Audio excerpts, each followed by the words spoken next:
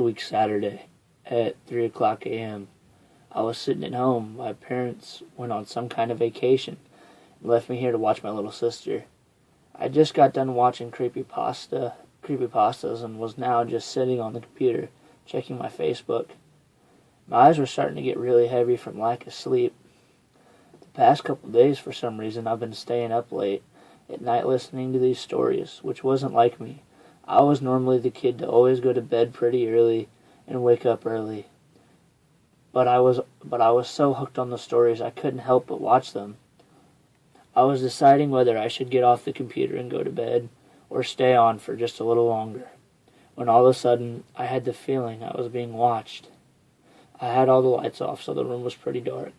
The only light source was the light coming from my computer screen. I turned around and looked around the room, but nothing was there. I blew out a sigh of relief. I decided to stay on for a little longer. After a couple of minutes of scrolling through my news feed, I heard the Skype call ringtone go off, which scared the living crap out of me. I picked up my phone. It was my girlfriend.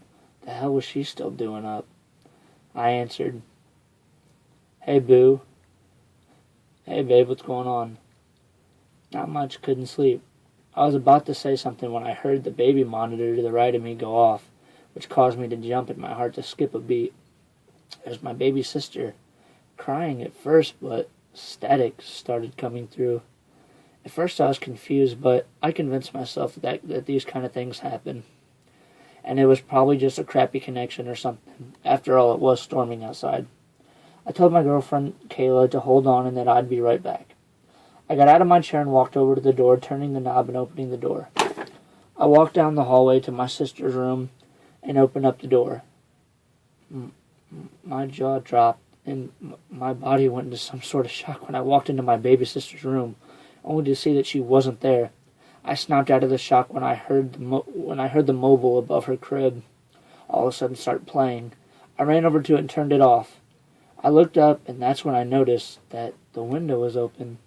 I ran to it and looked out of it, only to see a man standing there, staring at me with knife in hand, and a mask. One side of the mask was red and had what looked like a frown on it, and the other side was white and had a smile on it, and the eyes had blood coming from the mask's eye sockets.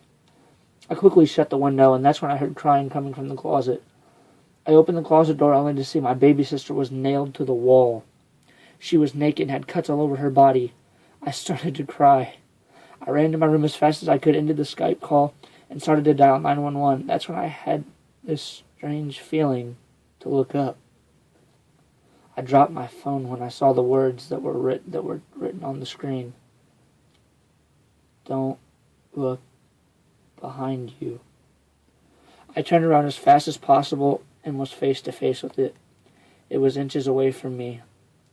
Our eye contact was met with a sharp pain in my stomach.